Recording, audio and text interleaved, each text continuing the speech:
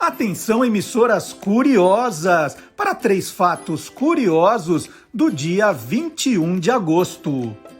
Em 1898, foi fundado o Clube de Regatas Vasco da Gama. No início, o Vasco era apenas um clube de remo. O futebol foi incorporado em 1915. Em 1911, o quadro Mona Lisa, de Leonardo da Vinci, foi roubado do Museu do Louvre, em Paris. A pintura seria recuperada 2 anos depois na Itália. Em 1989, morreu aos 44 anos o roqueiro baiano Raul Seixas, também chamado de Maluco Beleza. Está entrando no ar o programa que acaba com todas as suas dúvidas. Olá, curiosos! Bom dia, curioso! Bom dia, curiosa! Hoje é 21 de agosto de 2021. Estamos começando mais um Olá, Curiosos. Tudo o que você sempre quis saber sobre qualquer coisa. Então já vamos para os destaques do programa de hoje, as nossas manchetes. As Paralimpíadas numa rádio de cegos, uma entrevista sensacional. Uma visita ao Memorial Clara Nunes, em Minas Gerais. E por que os finlandeses estão pintando os chifres das renas, hein? O Guilherme Domenichelli vai explicar. Qual é a origem da palavra impeachment? Isso é com o professor Dionísio da Silva. E tem também no Clube do Jingle os mamíferos da Parmalat. Tudo isso e muito mais no Olá Curiosos, que começa agora com o presente que eu ganhei esta semana. Vejam só!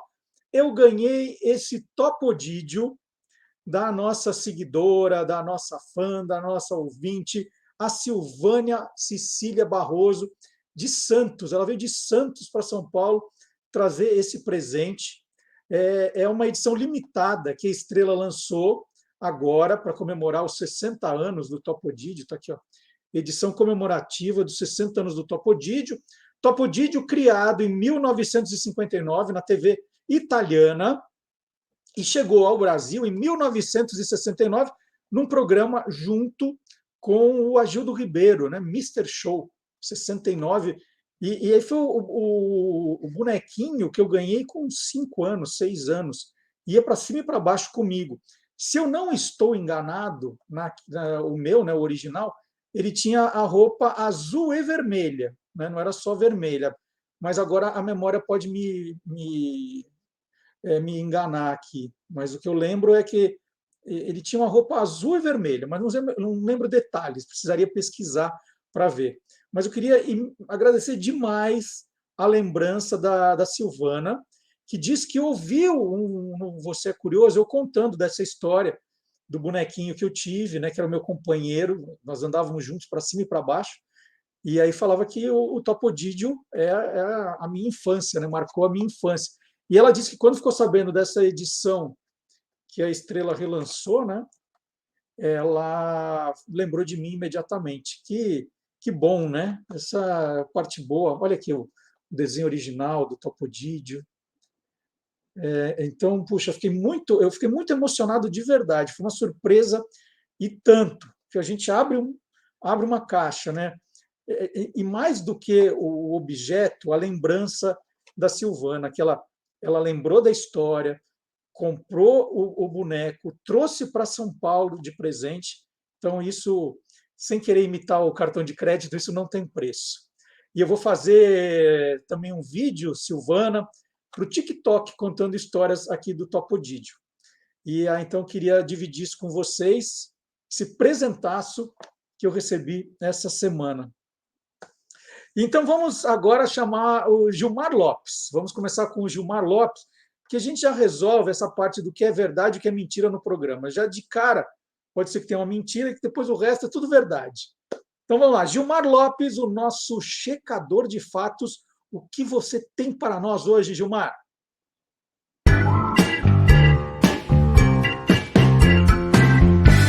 Verdadeiro ou farsa? Dando continuidade às comemorações de 20 anos do Olá Curiosos, eu resolvi trazer para vocês a primeira imagem, a primeiríssima que eu pesquisei lá no E-Farsas em 2002. Ela mostra o que parece ser um fantasma que teria aparecido num corredor de hospital lá na Indonésia. De acordo com o texto que circulava muito na época, um fotógrafo alemão teria tirado fotos aí de um corredor vazio, não sei porquê, e quando ele foi revelar as fotos é que ele viu que tinha um fantasma nelas. E aí, o que você acha? Será que isso é real? Será que isso é verdadeiro ou farsa? É farsa, né, gente? Mas eu resolvi pesquisar de novo, usando as novas tecnologias que eu tenho à disposição atualmente. E eu descobri que essa foto, na verdade, surgiu em um livro coreano de 1993. O livro se chama Super Horror Experience, ou esse jogo de palavras aí coreano. O livro ilustrado faz parte de uma trilogia e foi publicado em 1993 com 40 contos de horror e terror. Esse livro vinha acompanhado de um óculos 3D para você ficar mais imerso nos contos e nas fotos. Olha aí a foto da menina do corredor que assustou muita gente naquela época. Então, amiguinhos curiosos e assustados, podem ficar tranquilos, porque esse fantasma do corredor é na verdade parte de um livro de terror de 1993 que foi publicado lá na Coreia. E aí, você quer saber se o que está rolando na internet é verdadeiro ou farsa? Então entra lá no www.e-farsas.com. E olha, eu vou dar uma dica para vocês. Quando o Gilmar falou que o livro vinha com óculos 3D, eu peguei o meu óculos 3D aqui, e aí eu fiquei assistindo ele mostrando as imagens do livro, e é sensacional o efeito. Então fica a dica para você que tem um óculos 3D, depois rever essa reportagem do Gilmar, que na hora que ele mostra a página do livro, a menina ela vem para frente, assim, é muito legal. Se você tem um desse, né, quando terminar o programa, procura para ver de novo o quadro do Gilmar, o Verdadeiro ou Farsa, com óculos. Vocês vão ver o efeito quando ele mostra as páginas. Mas eu não vou continuar com esse óculos, porque não dá para enxergar nada com ele. E eu estou cada vez precisando de um óculos com mais grau. Vamos lá. Atenção. A palavra paraolímpico sempre foi a mais utilizada e a forma correta em português, como o professor Dionísio da Silva já explicou aqui no nosso programa. Recentemente ele trouxe esse tema e explicou. Paraolímpico é o certo. Mas o Comitê Paraolímpico Brasileiro, seguindo recomendação do Comitê Paralímpico Internacional, alterou seu nome para Comitê Paralímpico Brasileiro. Deu para entender? Sempre foi paraolímpico. Só que lá fora é Paralympic Games. E aí o Comitê Paralímpico Brasileiro mudou de nome para Comitê Paralímpico Brasileiro, né? Aí foi um jeito de padronizar a nomenclatura utilizada em vários idiomas. Por isso é que tem essa confusão se é Paraolimpíada ou Paralimpíada, né? Então só estou explicando, né, por que um e por que o outro. A palavra paralímpico, como explicou o professor Dionísio, ainda não é reconhecida no vocabulário ortográfico da Academia Brasileira de Letras. E é o tema da não é exatamente as normas aqui gramaticais, não, mas a Paraolimpíada ou Paralimpíada é o tema da nossa entrevista de hoje. E feito esse preâmbulo, nós vamos falar agora dos Jogos Paralímpicos de Verão, que começam na terça-feira e vão até 5 de setembro. Eu vou conversar agora com Marcos Aurélio de Carvalho, jornalista, radialista e professor. Ele é coordenador executivo da União e Inclusão em Redes e Rádio, organização social de educação inclusiva e comunicação, fundada em 1995. O Marcos foi o primeiro repórter esportivo com baixa visão do rádio brasileiro, de 1984 a 1992, na Rádio Tupi do Rio de Janeiro. Foi gerente executivo e apresentador da Rádio Globo de São Paulo, de 2007 a 2012. Na rede CBN, Marcos apresentou o programa CBN Total, em rede, e foi coordenador nacional de esportes da emissora. Há 2 anos, o Marcos atua como diretor e apresentador da rádio ONCB, emissora web da Organização Nacional de Cegos do Brasil. ele é também, desde maio de 2021, secretário de comunicação da entidade. Marcos, bom dia, que prazer falar com você aqui no nosso programa. Bom dia, atenção emissoras curiosas, para um curioso que sempre teve a curiosidade de conhecer, de conversar com Marcelo Duarte. É isso, Marcelo, que honra, que honra.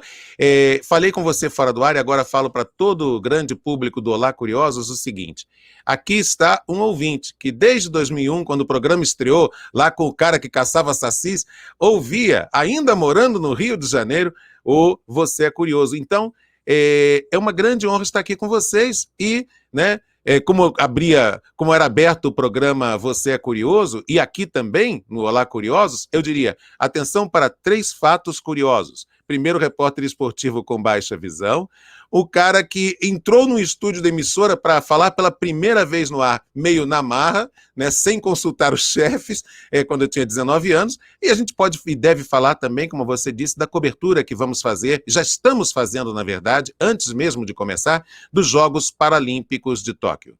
Olha que genial. Conversar com o Marcos é uma alegria, uma facilidade. Marcos, então vamos começar nessa ordem, né, que eu acho que é a dúvida que as pessoas têm. Como é que é um repórter com baixa visão? Qual é esse conceito de baixa visão e quais são as suas limitações nesse caso? Pois é, baixa visão é a pessoa que tem uma baixíssima acuidade visual em um ou nos 2 olhos, né? E no meu caso, eu tenho 10% apenas de acuidade visual no olho esquerdo e não tenho o olho direito, Marcelo. E aí, quando eu digo não tenho, literalmente, tá, gente? Não é só não tenho visão no olho. Eu perdi meu globo ocular direito inteiro em dezembro de 1968, lá no Rio de Janeiro, quando eu tinha 7 anos de idade. O globo ocular inteiro. Então, o que acontece?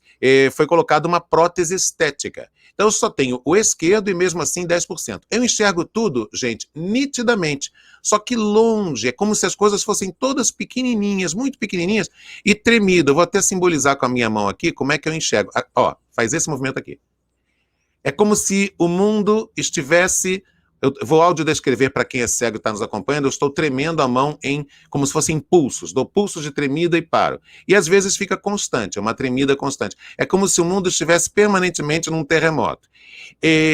Além da distância, né? Tudo muito longe e pequenininho. Eu consigo controlar essa tremedeira, que é o nistagmo, provocado pela catarata congênita e glaucoma, eu consigo controlar, mas isso requer muito esforço da musculatura da face.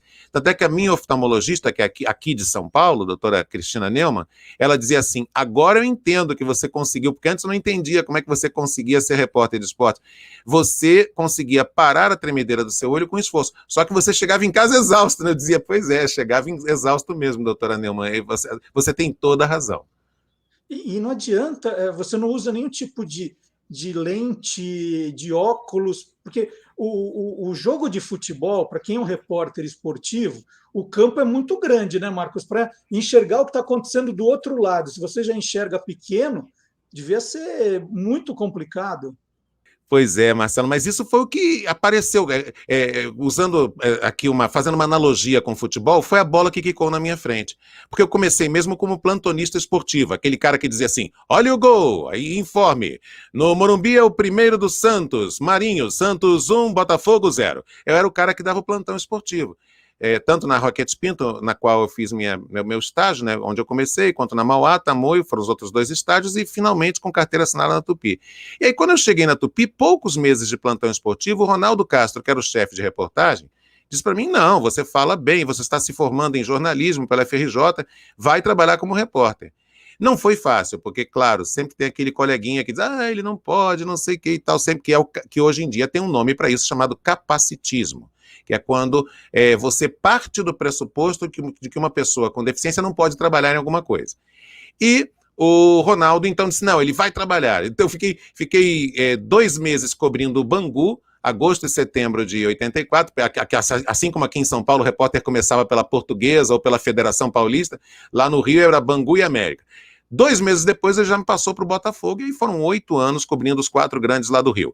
Mas é um desafio, né? Porque a lupa que eu uso, já no espírito aqui do programa, eu vou pegar para vocês a lupa que eu usava e uso para fazer os jogos. Estou abrindo ela aqui, ela tem um campo visual muito curtinho. Estou segurando com um dedo, deixa eu baixar aqui. Opa, porque eu tenho que segurar o microfone e abrir a caixa da lupa ao mesmo tempo. Pronto. Ela tem um campo visual muito curto. É isso aqui, ó, só o olho esquerdo, porque o olho direito eu não preciso. Ela tem um campo visual muito curto. Então, o maior de todos os desafios, além de controlar a tremedeira do meu olho, era o campo visual. Porque se o jogador fizesse um lançamento longo, eu ficava assim, cadê a bola?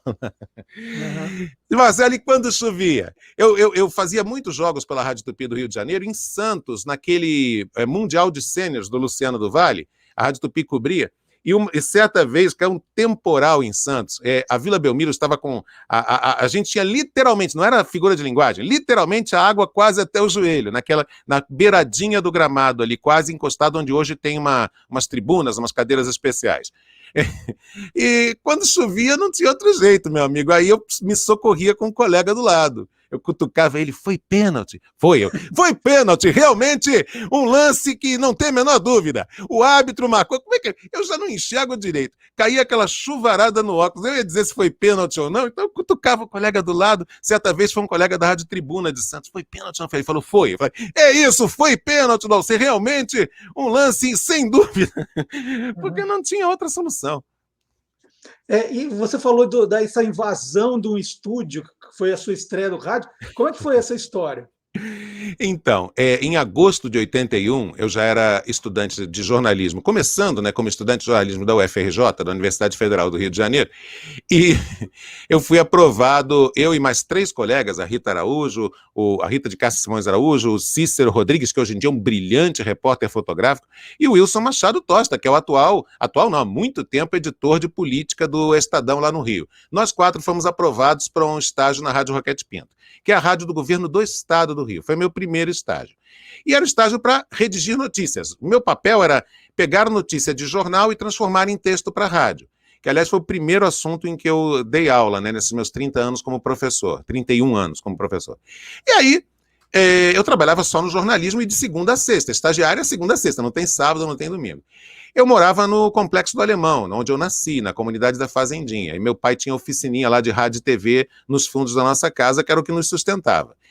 E num domingo de outubro, quer dizer, eu com 1 mês e meio na instituição, com 1 mês e meio na empresa, eu fazia o que eu fazia todo domingo e quarta-noite, que era ouvir rádios do Brasil inteiro. Era o meu hobby na adolescência, ouvir emissoras de rádio de todo o Brasil pelas ondas curtas, pela banda de ondas curtas. E aí eu estou ouvindo também emissoras do Rio. Quando eu ouço a rádio em que eu estava estagiando, eu percebi que não entrava o plantonista esportivo, que se chamava Tuninho Duarte, não é o Antônio Carlos Duarte, jornalista que trabalhou na Globo CBN, é outro Tuninho Duarte.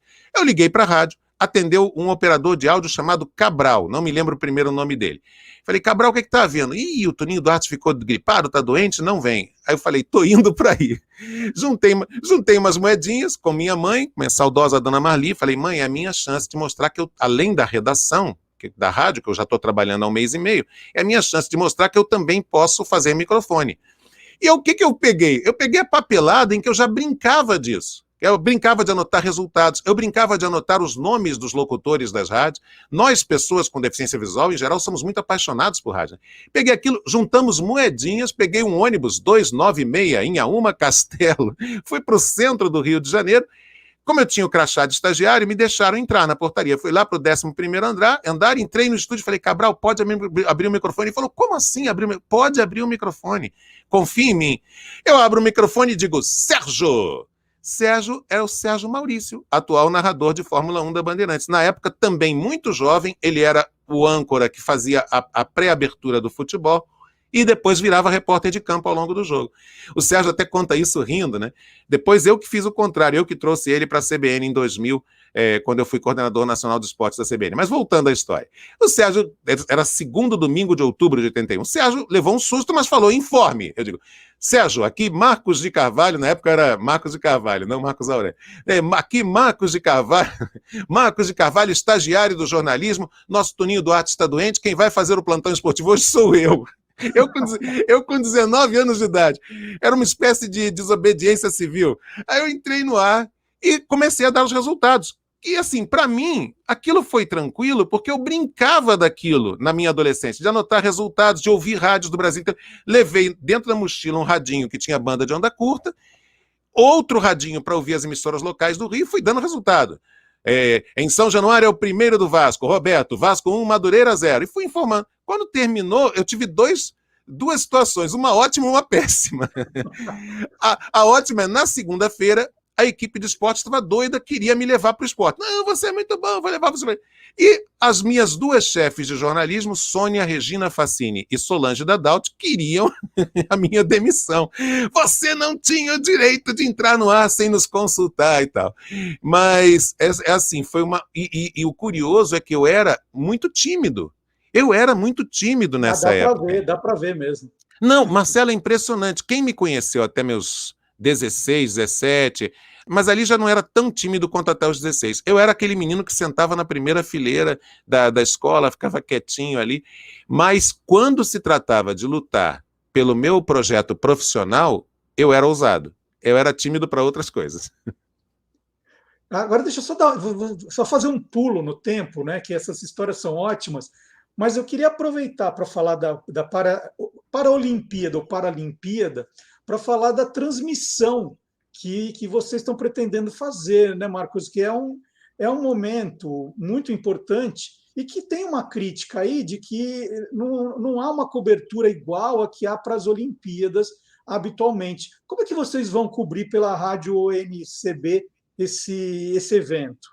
Pois é, a Rádio ONCB, emissora da Organização Nacional de Cegos do Brasil, da qual tenho a honra de ser diretor e um dos apresentadores, ela nasceu em 24 de novembro de 17. Não vou contar a história toda para não tomar o tempo do programa, mas eu te digo que é uma grande honra estar nela e contribuir com essa história. Somos, na verdade, 9 pessoas cegas e uma das duas eu, com baixa visão, que formamos a equipe da rádio. Nós já temos essa tradição, né? Nós transmitimos o Campeonato Brasileiro de Goalball em 2019, transmitimos 2 Jogos Paralímpicos Escolares, transmitimos os Jogos, o Campeonato Paulista, que é o Campeonato Regional Sudeste 1 de Goalball. Só que nessas Paralimpíadas a coisa vai ser um pouquinho diferente. Primeiro por causa do fuso horário e depois por causa dos direitos de transmissão que estão com a Rede Globo. Então, o que nós decidimos? Fuso horário porque a maioria das competições acontecerá na madrugada. Então, para nós, quer dizer, a Rádio UNCB já começou com a cobertura dos Jogos Paralímpicos desde o dia 9 de agosto. Aliás, dia 10, terça-feira. 10 de agosto, que foi uma terça-feira, nós começamos com o Momento Paralímpico. Em todas as horas cheias, 9 horas, 10 horas, 11 horas, nós temos o quê? Olha que interessante falar isso aqui no Olá Curiosos. Nós temos curiosidades sobre as Paralimpíadas, na voz de um dos nossos locutores, Wesley Gamaliel, que aliás é brilhante, lá de Itapetininga, cego total, vozeirão. O Wesley conta com redação de 2 redatores cegos, Gustavo Torniero e Isabela Rocha. Gustavo aqui da capital paulista, Isabela de Presidente Prudente, são 2 jornalistas cegos. Eles escrevem, o Wesley lê, curiosidades sobre Jogos Paralímpicos de todos os tempos. Qual é a diferença, por exemplo, qual é a diferença do para-badminton para o badminton das Olimpíadas? Qual é a diferença do futebol de cego do ponto de vista de regulamento para o futebol de salão ou para o futebol que não é para pessoas com deficiência? Como é que é o esporte adaptado? Ele vai contando essas curiosidades. Então, isso nós já começamos no dia 10 de agosto. A partir de agora, que vão começar os jogos, teremos plantão permanente em todas as faixas horárias, menos à tarde já é madrugada no Japão, então à tarde nós vamos trazer o resumo das notícias. Teremos profissionais, todos cegos ou com baixa visão, trazendo as notícias dos jogos. E teremos um programa diário de 10 ao meio-dia, do dia 24 até o final das Paralimpíadas. Esse programa diário de 10 ao meio-dia, de segunda a sexta, ele é estratégico do ponto de vista de horário. Nós escolhemos, eu e o presidente da UNCB, Beto Pereira, escolhemos esse horário, porque é 10 à meia-noite no Japão. Então é o horário que os atletas já chegaram no hotel, né, os para-atletas já estão descansando, é o horário que eles podem dar entrevista para a gente, principalmente 10 às 11, né, que não foram dormir ainda e tal. Então teremos uma programação diária com a cobertura dos jogos. Quanto à transmissão de jogos, existe uma possibilidade de que a gente faça as finais do Goalball, mas nós somos muito prudentes e cautelosos em relação a essa questão dos direitos de transmissão. Por isso que narração de jogo, dessa vez, nos outros campeonatos fizemos. Dessa vez, nós estamos adotando uma postura mais prudente. Agora teremos o tempo todo as notícias, esse programa diário e as curiosidades. Agora, duas perguntas, Marcos, que é a minha curiosidade para saber como vocês fazem para acompanhar, para transmitir isso. Por exemplo, você falou que são 9 profissionais cegos, né? Então, você tem que acompanhar tudo pela transmissão para saber o que está acontecendo, e na hora de escrever, vocês usam equipamento de braille? Como é que é exatamente essas duas questões do ver, né, acompanhar e depois passar para o locutor? Vou falar isso da maneira mais resumida possível, mas aí tem 3 explicações. Uma tem a ver com acessibilidade, outra com tecnologia assistiva e outra com as decisões sobre quem faz o quê, a divisão das tarefas. Existem tecnologias assistivas, raramente a gente usa o braille nessa situação de transmissão, quer dizer, quando um tem que dar um recado para o outro, manda mensagem de texto mesmo. Mas como assim mensagem de texto, né, Marcos? Que alguém pode perguntar. Sim, porque todos os colegas cegos, não eu e o Ricardo, que somos baixa visão. O Ricardo é quem cuida do site, mas todos os colegas cegos usam o NVDA e o voicemail. O mais usado é o NVDA, mas existe o brasileiro, que é o DOSVox, existe o Virtual Vision, que são programas de leitor de tela, leitura e escrita através de áudio, para um mandar recado para o outro e tudo mais, né? Então, nas transmissões. Fora o recado via áudio mesmo, via linha de serviço, como qualquer rádio faz. Agora, a curiosidade maior deve ser, a sua e dos telespectadores aqui do Olá Curiosos, deve ser para narração. Não, a narração, olha, quando a gente fala de capacitismo, a gente não está dizendo que nós somos capazes de fazer tudo. A gente está dizendo que o capacitismo é uma atitude de prévia decisão do que a gente pode e o que a gente não pode fazer, que é o preconceito. Então, nós sabemos que narrar uma partida de goalball aí é complicado para nós. Então, nós contamos com algumas narradoras queridas, principalmente Luana Marinho, a Bia, são algumas narradoras que são colaboradoras nossas quando temos que transmitir goalball. Elas narram e as pessoas cegas da nossa equipe, que conhecem os atletas, que conhecem como é que é o jogo e tudo, comentam. E eu geralmente, nas transmissões de goalball, faço a ancoragem do pré-jogo, do intervalo e do pós-jogo. Então, nessa hora, isso é um limite. Porque esse é o detalhe, Marcelo, vale para mim, vale para toda pessoa com deficiência. Nós, em momento algum, dizemos que nós não temos alguns limites. O que não queremos e não aceitamos é que alguém estabeleça a priori quais são os nossos limites. A primeira pessoa que fez isso comigo foi um tio, quando eu ainda era criança. Meu pai tinha muitos irmãos, né? E 2 dos irmãos do meu pai gostavam de dizer assim: ô Hélio, tira o Marquinhos da escola, isso é perda de tempo, com a visão que ele tem, ele não vai conseguir chegar a lugar nenhum. E tinha um tio que dizia assim: ele vai ser ascensorista de elevador. Eu até hoje brinco nas minhas palestras com isso, que eu digo, bom, não deixaria de usar a voz, né? Segundo andar, lanchonetes, lingeries, mas não deixaria de usar a voz, mas isso sim é o capacitismo. Agora, narrar uma partida de goalball, a gente tem parceiros estratégicos, colegas, jornalistas, até técnicas de goalball que nos ajudam nessas transmissões, na narração. Todas as outras funções, inclusive de repórter de quadra e tudo, são feitas por pessoas cegas e com baixa visão. E Marcos, vocês têm algum tipo de apoio, né? Você está falando que é uma rádio web, que faz um trabalho bem bacana, vocês precisam de uma equipe de colaboradores. Quem que ajuda vocês para manter isso vivo? Desde que a Rádio NCB foi fundada, a gente conta com esses apoios que nos ajudam tanto na manutenção da parte técnica, dos custos técnicos, quanto na mão de obra, né, os custos de pessoal. Então, atualmente, a Rádio NCB, e está no nosso aplicativo, quem baixar o aplicativo vai ver as logomarcas desses 3 patrocinadores. A Rádio NCB é apoiada pela Universidade Uninove, que tem um convênio de responsabilidade social com a gente, né, no pagamento de remunerações para a nossa equipe, para esses 11 profissionais que eu falei, cegos e com baixa visão. Então, a Uninove ajuda a gente com uma remuneração para que a gente trabalhe em tempo parcial, não é uma remuneração para tempo integral. Na prática, os 4 coordenadores, os 4 gestores, que somos eu, Wesley, Gustavo e Rafael, a gente praticamente trabalha em tempo integral, mas é uma opção nossa. porque são muitas as responsabilidades. E outros colegas também, todos da equipe são muito focados, muito esforçados.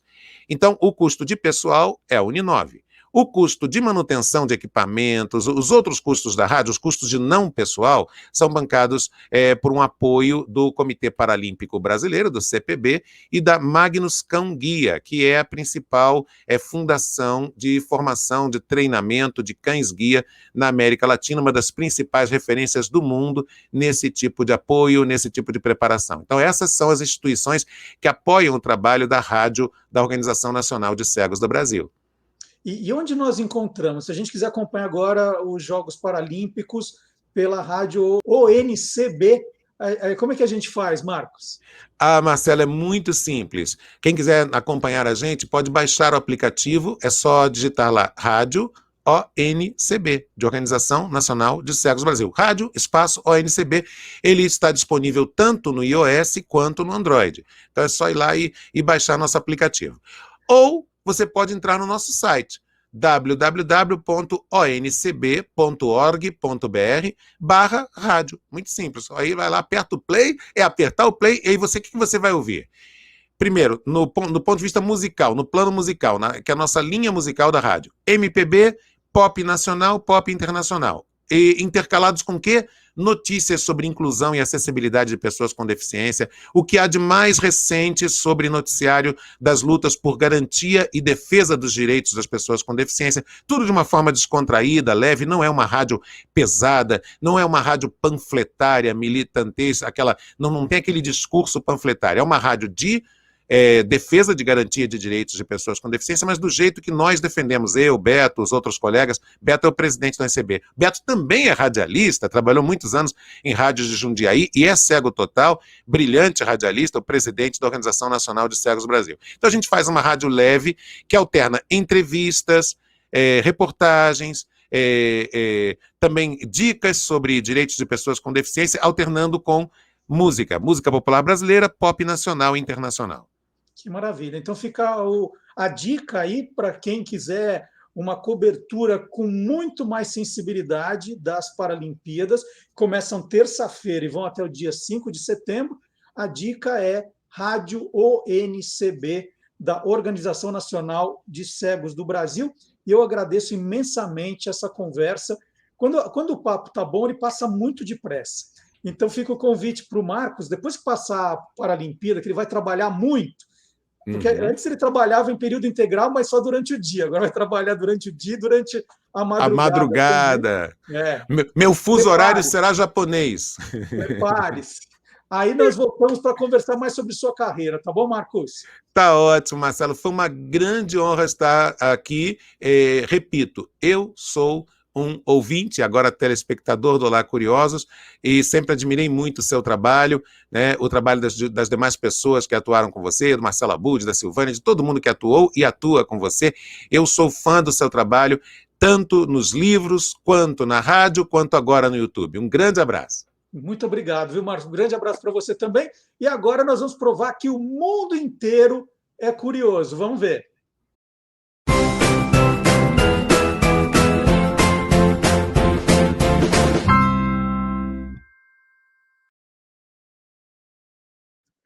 O britânico Gary Layton pagou 1.850 libras, que dá alguma coisa como $2.500, pela cobertura de uma fatia de bolo servida no casamento do príncipe Charles e da princesa Diana em 1981. E aí todo mundo falou assim, imagina, vai comer um negócio desse em 1981, vamos explicar direito. O Gary Layton é um colecionador, e ele, né, da monarquia britânica. E ele estava interessado pela arte do bolo, que é um desenho açucarado do brasão real, nas cores ouro, vermelho, azul e prata. A cobertura, super bem preservada, olha, desde 81 está guardando isso, pertencia a Moira Smith, uma funcionária da casa da rainha-mãe em Clarence House. Ele estava embrulhado em filme plástico e guardado em uma lata de bolo floral com rótulo, assinado e datado de 27 de julho de 1981. Ela escreveu: Manuseie com cuidado. Bolo de casamento do príncipe Charles e da princesa Diana. Sobre a peça, um dos leiloeiros escreveu: parece estar exatamente nas mesmas condições de quando foi originalmente vendido, mas desaconselhamos comê-lo. Claro, está vencido já, está vencido. Mas então, vamos explicar, está bem explicadinho isso, porque na internet, quando essa notícia saiu, todo mundo nos comentários, né, não entendeu direito que era um colecionador interessado na arte, ele não ia comer o bolo. Aí a pessoa, nossa, que nojo, é argue. Não, e colecionador a gente respeita aqui. Colecionador é um negócio sério. Então, essa é a nossa prova de que o mundo inteiro é curioso.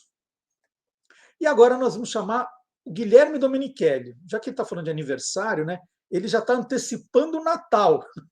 Ele já resolveu antecipar o Natal aqui no Olá Curiosos. Vamos ver o que o Guilherme reservou para hoje.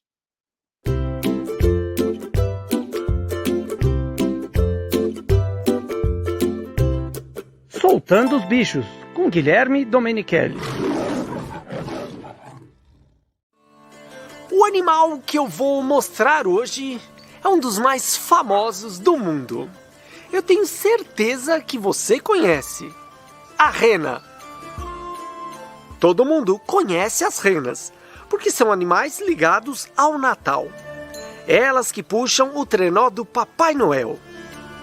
São conhecidas também pelo nome de caribu. Vivem no hemisfério norte. Podem alcançar 1,20 m de altura e 250 kg de peso. Suas patas são largas e especializadas para andar e correr na neve, sem afundar. Tanto machos como fêmeas possuem chifres que podem chegar a 1,40 m.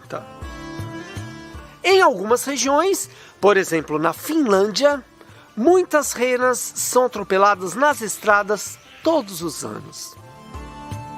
Por isso, uma associação desenvolveu um projeto simples e bem legal para salvar esses animais. Pesquisadores estão pintando os chifres das renas com uma tinta atóxica e refletiva.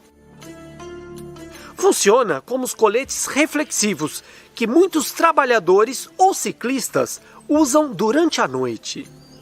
Essa tinta brilha quando iluminada pelos faróis dos carros. Assim, os motoristas evitam acidentes. No ano de 2014, na Lapônia, que é a terra do Papai Noel, 4.731 renas foram atropeladas. Nessa época, a tinta reflexiva foi testada nos pelos das renas. Mas, dependendo da posição e deslocamento do animal, o reflexo não era eficiente. Mas nos chifres, o efeito é mais amplo, independente do posicionamento da rena. Agora está sendo desenvolvida a durabilidade da tinta, para que os animais não precisem ser pintados constantemente. Uma ideia muito interessante e vamos torcer para que dê certo. Os primeiros testes mostraram que os acidentes diminuíram. Ainda bem, né?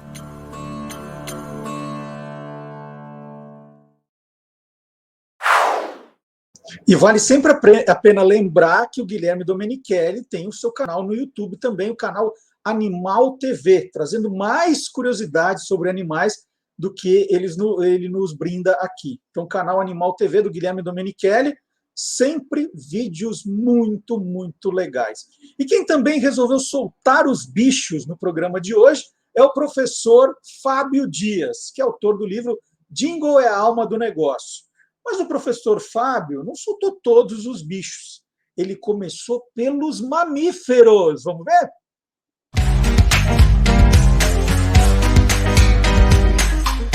Clube do Jingle. Em 1996, a agência DM9DDB atendia a conta publicitária da Parmalat, que queria uma nova campanha para sua linha de leites. O criativo Errei ficou incumbido do desenvolvimento dessa campanha e se lembrou que havia visto um livro do fotógrafo Tom Arma, onde crianças vestiam fantasias de diversos tipos de animais. Ele entrou em contato com um fotógrafo, negociou os direitos e acabou desenvolvendo uma campanha que se baseava unicamente em mamíferos, ou seja, as crianças vestiriam fantasias de animais mamíferos justamente para servir como mote para divulgar a linha de leites da Parmalat. Mas tudo isso precisava de um jingle para embalar toda essa situação. E foi aí que entrou em ação a equipe da MCR.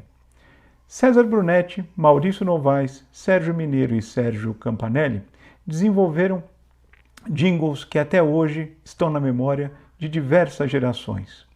O primeiro a entrar no ar nasceu a partir de um tema chamado Analfabeto, que Maurício Novaes havia criado para uma peça infantil e que ganhou letra de César Brunetti com arremates dos outros companheiros. É interessante a gente notar que nesses jingles da Parmalat existem várias sacadas fonéticas que fazem com que os jingles e as letras fiquem ainda mais interessantes e deliciosos de serem ouvidos. Por exemplo, o primeiro jingle começa como "O elefante é fã de Parmalat". O outro, "O búfalo falou que é bom". São situações como essa que faz a gente perceber que muitas vezes o jingle acaba suplantando o seu papel como peça publicitária e acaba se tornando arte, se inserindo como elemento da cultura popular. Vamos assistir essa campanha e relembrar esses jingles maravilhosos que até hoje estão na memória de muita gente. O elefante é fã de Parmalat. O porco cor-de-rosa e o macaco também são. O panda e a vaquinha só querem Parmalat, assim como a foquinha, o ursinho e o leão. O gato mia, o cachorrinho late, o rinoceronte só quer leite Parmalat. Mantenha o seu filhote forte, vamos lá!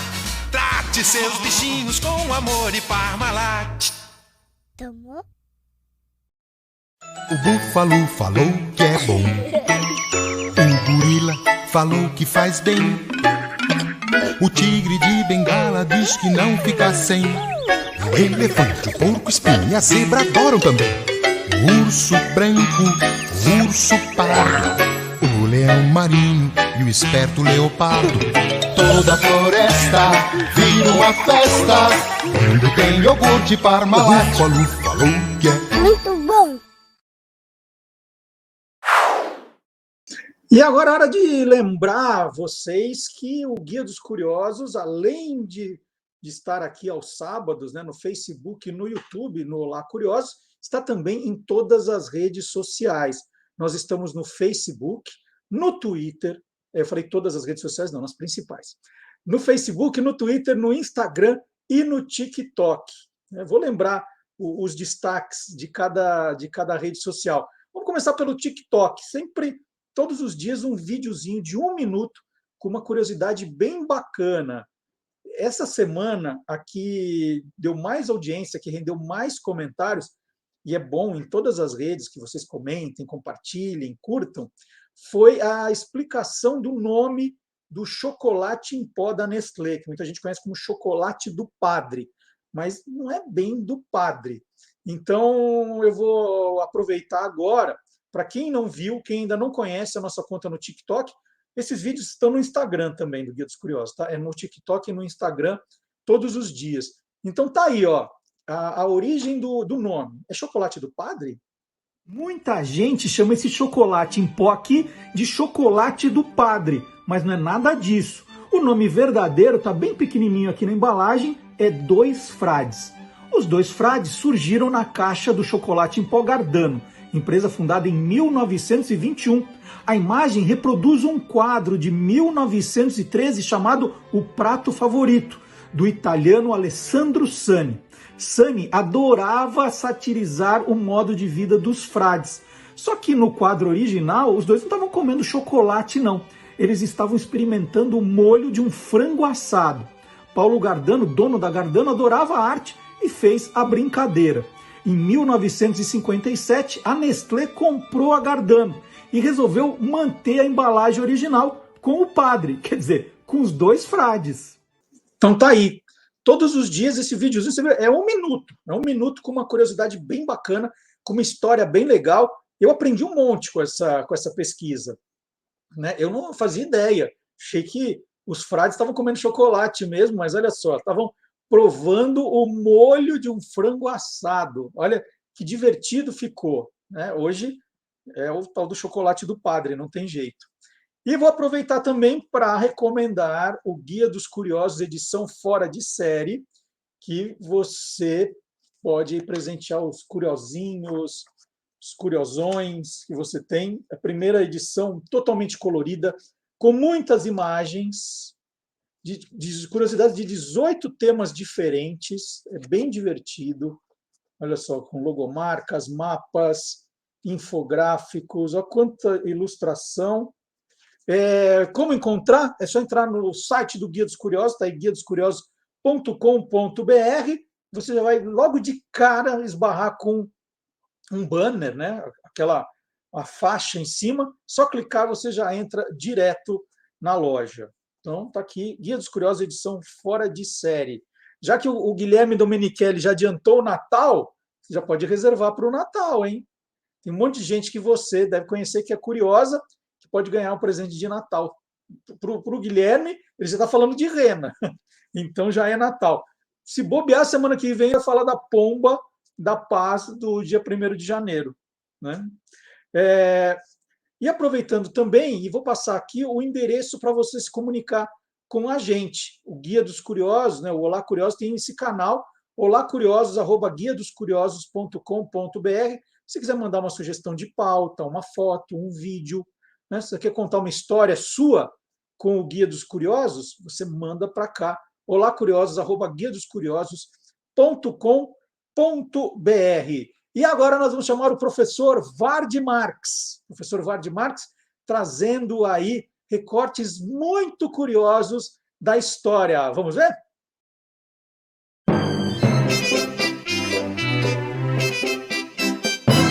Aí tem história.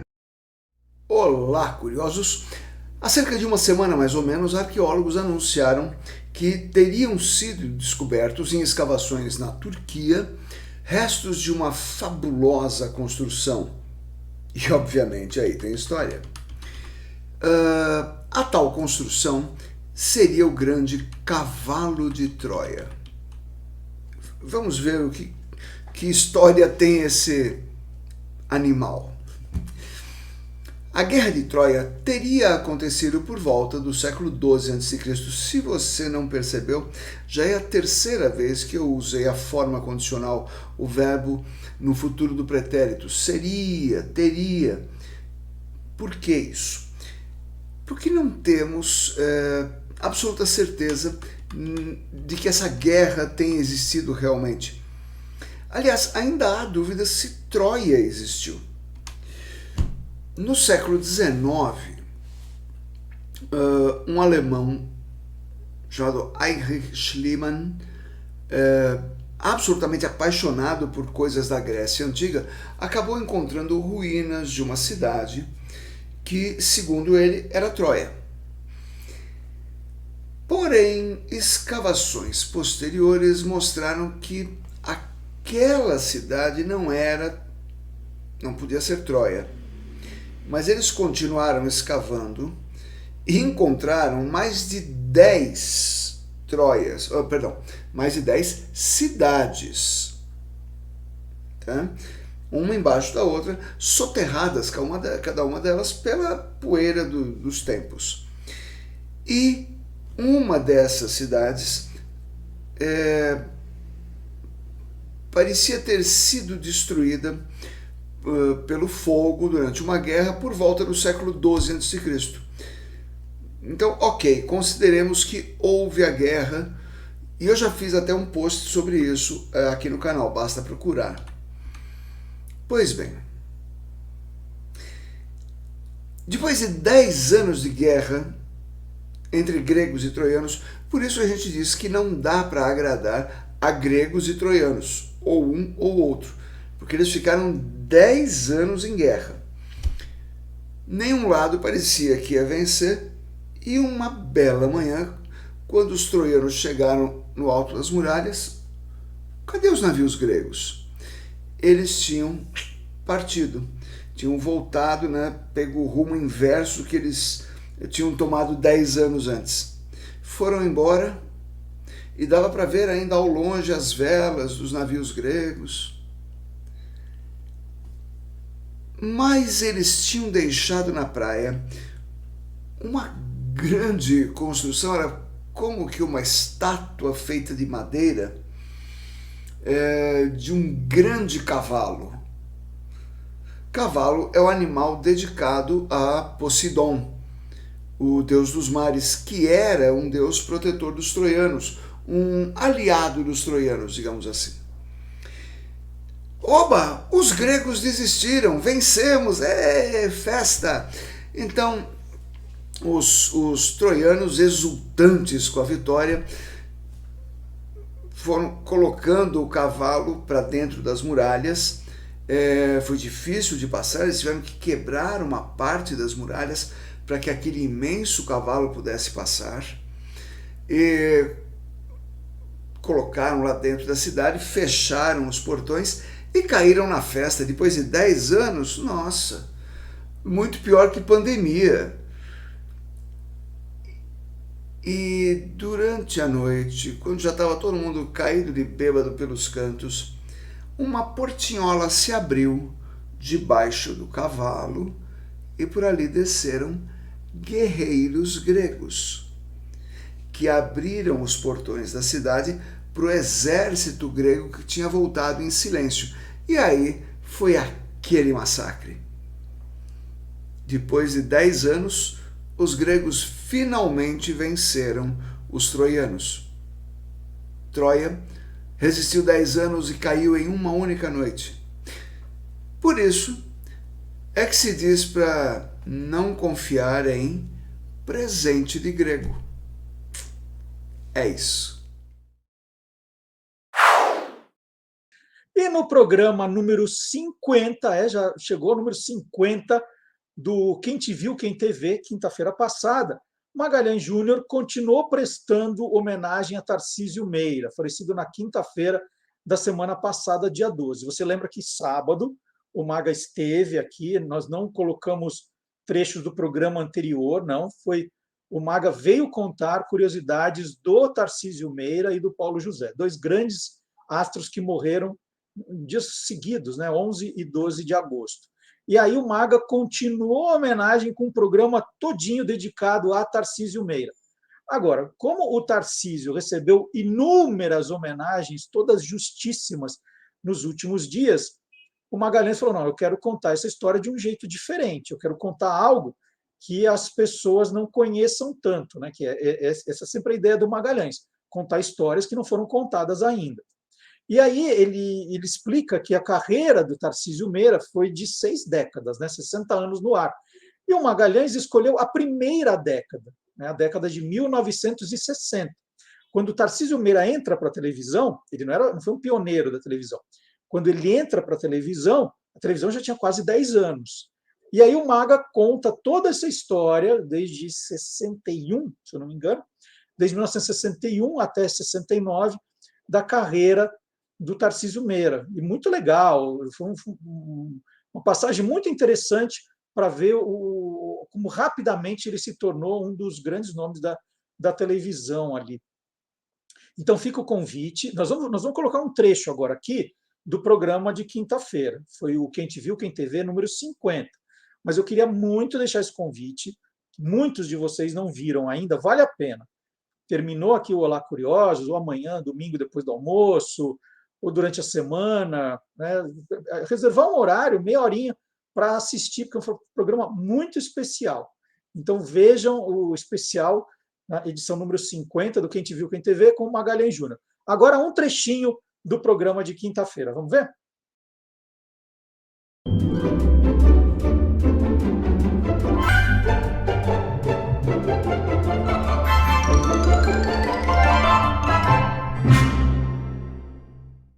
Já existia medição de audiência na época, mas eram poucos os aparelhos telefônicos disponíveis. O Instituto de Medição de Audiência ligava para a casa das pessoas. Uma vez ligaram para a minha casa. Qual que era o número mesmo? da minha casa é 329984. Certo. Pode ligar que vai estar ocupado. Mas tinha uma outra forma, né? Você vê quando o ator era convidado para fazer, por exemplo, um comercial para a TV. Uhum. E o sucesso do Tarcísio veio a ponto de ele, juntamente com a Glória Menezes, serem convidados a estrelar um comercial para a Ducal, que era uma loja de roupas masculinas, né? Tinha um comercial, aliás, eles tinham uma jogada que nos comerciais, não nesse que eles fizeram, mas o nome Ducal ia e voltava, era uma coisa que marcava em muito. E foi mais ou menos uma forma de se recordar o início do Tarcísio Meira, o início da carreira do Tarcísio Meira como modelo de roupa masculina no final dos anos 1950. Depois vocês dizem que nós demoramos. Eu já estou pronta. E eu também. Ué, e essa calça? Ora, meu bem, essa é roupa com duas calças que só a Ducal tem. Uma calça para usar com terno e a outra para uso esporte. Em Nikron ou Tergal, a roupa com duas calças da Ducal é mais elegante, mais econômica, mais versátil. E pelo crédito profissional, basta trabalhar para comprar na Ducal. E sempre que a gente fala aí do Tarcísio na Globo, né, a gente fala assim, novelas de sucesso, você associa as duas imagens. Como é que a gente é um pouco do contra aqui, Maga? Não teve nada que ele fez aí em termos de novela na Globo que tenha dado errado? Olha, pelo menos nos anos 1960, que é o nosso enfoque, aconteceu uma vez. Porque mesmo sendo um ator já consagrado, o Tarcísio Meira, em 1969, fez a novela A Gata de Vison, que era da autora Glória Magadã. É uma novela que remontava aos anos 1930, de Chicago. E nessa novela, a Glória Magadã resolveu não repetir, ou não reeditar, a parceria Tarcísio Meira, Glória Menezes. Ela fez uma parceria diferente. O Tarcísio atuou ao lado da Ioná Magalhães. Então, apesar de nós termos dois Magalhães como protagonistas, a Ioná Magalhães e o Tarcísio Magalhães, não podemos esquecer que ele era o Magalhães, o público não aceitou o casal Ioná-Tarcísio, a ponto de o Tarcísio chegar a dar um ultimátum para a autora, que ou ele morria na novela, ou o personagem pegava um trem e não voltava mais. E o que aconteceu? Acabou acontecendo a alternativa 2. O trem foi embora. O trem, tomou o trem, foi embora. A novela continuou sem ele, entrou um outro ator, não com o mesmo personagem, né? Fazendo um outro personagem, e a novela teve lá o seu desfecho. Não saiu dos trilhos, né? Você quis dizer. Não saiu dos trilhos.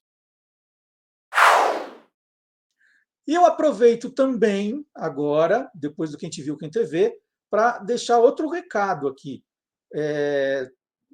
Você que é muito curioso, talvez não aguente esperar o sábado de manhã para saber quais são as atrações do programa, quem são os entrevistados, quais são os temas que os colunistas reservaram. Então, nós estamos enviando para o seu e-mail um boletim, uma newsletter, toda sexta-feira às 20h. Se você tiver interesse em receber, é só entrar no site do Guia dos Curiosos, aí já vai ver lá, eu vou mostrar aqui, né? Essa caixinha pedindo o seu e-mail, é só colocar o e-mail e colocar assinar. Aí você já recebe automaticamente toda sexta-feira às 20h. Se por acaso, sexta-feira, 8h01, não tiver o nosso e-mail na sua caixa de entrada, dá uma olhadinha se está na caixa de spam, está em algum lugar ali, é só você, na primeira vez que for receber, dizer que não é spam, né, aceitar, e aí os outros vão cair automaticamente na sua caixa. Você não precisa colocar nenhum dado seu, é só o e-mail mesmo, e se você cansar um dia, é só se descadastrar, tudo rápido, ninguém te pergunta nada, ninguém pede número de nada, você não vai receber boleto bancário, nada disso. É só a nossa mala direta toda sexta-feira, 8 da noite. Somos pontuais, hein? E outro convite para você que curte nas redes sociais o Guia dos Curiosos é porque no Facebook, no Instagram e no Twitter, todas as manhãs, por volta das 7 da manhã, nós colocamos 5 efemérides curiosas. E é muito bacana, que tem coisas divertidas ali de música, de frases, testes. A gente faz uma brincadeira bem divertida com esses fatos curiosos. Já estamos fazendo desde fevereiro, o número de visualizações está cada vez maior, então fica o convite, é muito divertido. Se você quiser mais do que as 5, fala, não, eu quero saber mais das datas do dia, dos aniversariantes, data de morte, aí entra no site do Guia dos Curiosos, que a lista é bem maior. A lista é bem maior. Ali são 5 destaques. E é divertido. Você está ali de manhã, já leu as notícias, tal, dá uma olhadinha nos stories do Guia dos Curiosos e você vai curtir. Tem musiquinha, tem teste para testar os seus conhecimentos. Vamos lá, agora nós vamos fazer uma viagem. Aqui a gente fica mostrando o lado curioso. A gente teve lá todo mundo curioso, né? Provando que o mundo inteiro é curioso. Mas aqui no Brasil, olha, a gente não deixa a desejar. Nós vamos fazer agora uma viagem curiosa pelo Brasil.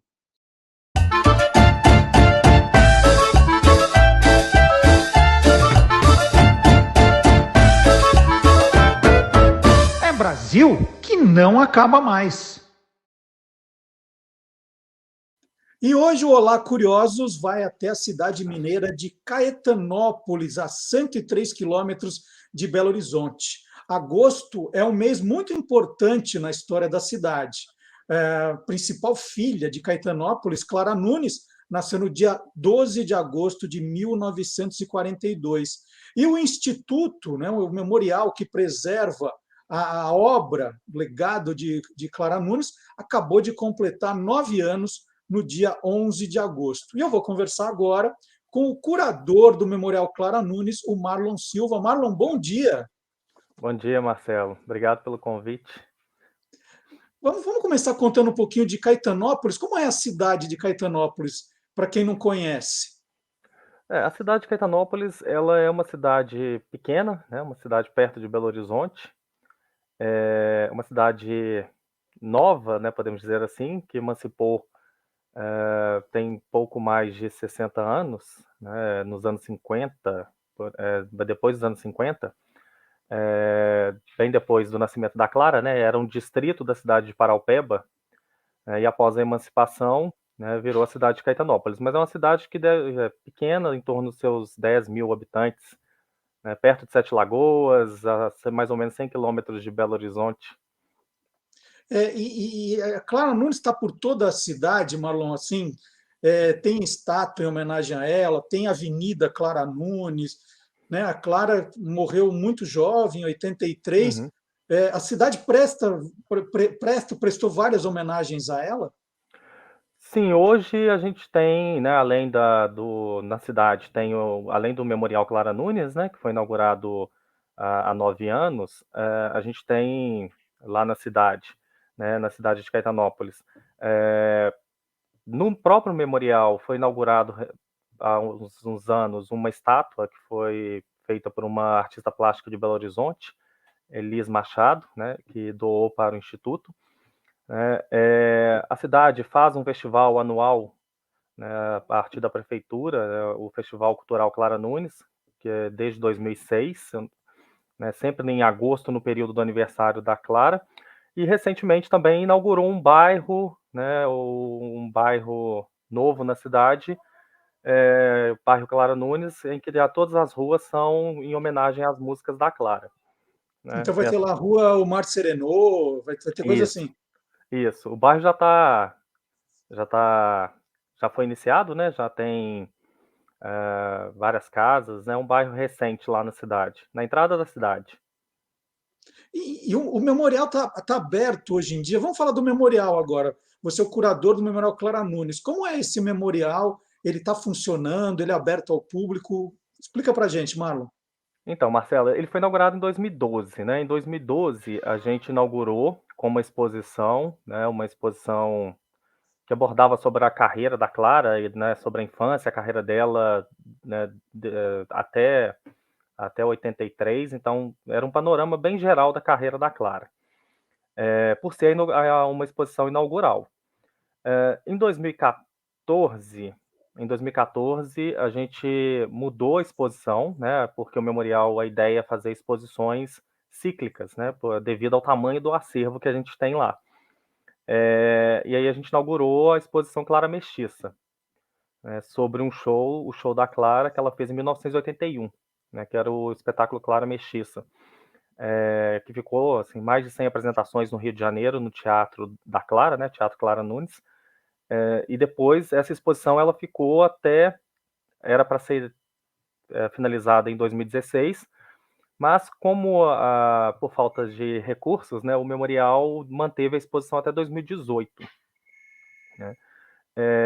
Em 2018, né, como a gente ainda não conseguimos apoio financeiro, né, o Instituto ele é mantido pela própria equipe, né, que trabalha, todos voluntários no Instituto, né, então todo mundo é voluntário, e a maioria também não mora na cidade de Caetanópolis, é todo mundo de fora, quase todo mundo. Então a equipe que mantém o espaço, né? Em 2018 a gente precisava de fazer reformas, reparos no prédio, então a gente desmontou a exposição, né, em dezembro de 2018. Né, e desde dezembro de 2018 que o memorial está fechado, por conta disso, né, por conta da necessidade de obras. Nesse ano de 2021, a gente já iniciou, em janeiro, a gente iniciou as reformas necessárias, né, nós conseguimos alguns recursos financeiros, também, né, através da Lei Aldir Blanc, né, da Lei Aldir Blanc, a gente conseguiu alguns recursos, e isso permitiu o início das obras de reforma, que está finalizando. Então, a gente deve finalizar agora, né, nesses meses até outubro, a gente finaliza a parte da obra para montar a próxima exposição do Instituto, né, que inicialmente era para ser inaugurada em 2019, em comemoração, né, aos 300 anos de Minas também. Mas... a gente está falando de instituto e memorial, são duas coisas diferentes ou é a mesma coisa, Marlon? Não, o Instituto, ele foi criado em 2005 pela irmã da Clara, né, Dona Mariquita, né, Maria Gonçalves. Ela fundou legalmente o Instituto em 2005, com o intuito de guarda e preservação do acervo. O acervo da Clara, ele ficava numa sala anexa à creche Clara Nunes, né, que era administrada pela irmã da Clara também na época. Então o acervo ficava lá, né, guardado nas condições que eram possíveis. Então ela fundou esse instituto para poder cuidar do acervo, né, um instituto sem fins lucrativos, e sem recursos também, não tinha existência do prédio físico, né, somente legalmente. E em 2012 é que foi inaugurado o prédio que comporta o Instituto, né, o Instituto Clara Nunes, e que dentro do Instituto a gente tem um espaço de exposição que é o memorial. Né? O Memorial Clara Nunes ele é uma parte integrante do Instituto. A creche continua existindo, que você falou, da creche? A creche existe, né? A creche ela foi fundada pela Dona Mariquita, pouco tempo depois da morte da Clara, né, no final dos anos 80, se não me engano, por ser um sonho da Clara de, depois que parasse de cantar, ela tinha o intuito de fundar uma creche. Né? E aí a irmã dela realizou esse sonho após a morte da Clara, né? E a irmã, né, a Dona Mariquita, que é Maria Gonçalves, irmã da Clara, faleceu em 2017, ela que cuidava da coisa. E aí, Marlon, como é que você acabou entrando para o memorial? Só para a gente entender. Você não é da família. Não. O memorial, na verdade, o instituto, né, ele é presidido hoje pela neta da Dona Mariquita, né, a Suzane. Então, a presidência do instituto ela é familiar, né? Então ela continua na família. Eu cheguei no Instituto, na verdade, eu cheguei em Caetanópolis, né? Eu não sou da cidade de Caetanópolis, em 2005, como aluno da Universidade Federal de São João del Rei. E na universidade eu entrei em 2005, né, num projeto de pesquisa da professora Silvia Brugger, que é professora do Rio, ela é do Rio, né, de Janeiro, mas leciona na Universidade Federal de São João del Rei, em Minas, aqui. E nesse projeto, que era um projeto de pesquisa sobre a obra da Clara, né, que era o Canto do Brasil Mestiço, né, Clara Nunes e o Popular na Cultura Brasileira, eu fazia parte, né, como bolsista do projeto, e a gente ia até Caetanópolis para fazer um trabalho de conhecer o acervo, de digitalizar o acervo, né, de pesquisar no acervo. Paralelo ao trabalho de pesquisa que a gente fazia, a Silvia desenvolveu um projeto de extensão para a catalogação desse acervo, né, de acondicionar adequadamente, né, todo o processo de limpeza, na higienização, digitalização desse acervo para deixá-lo de uma forma melhor, né, acondicionada. Então, eu comecei em 2005. Né? Depois que eu formei, aí eu continuei como voluntário, trabalhando com a Silvia, né, depois que eu formei da universidade.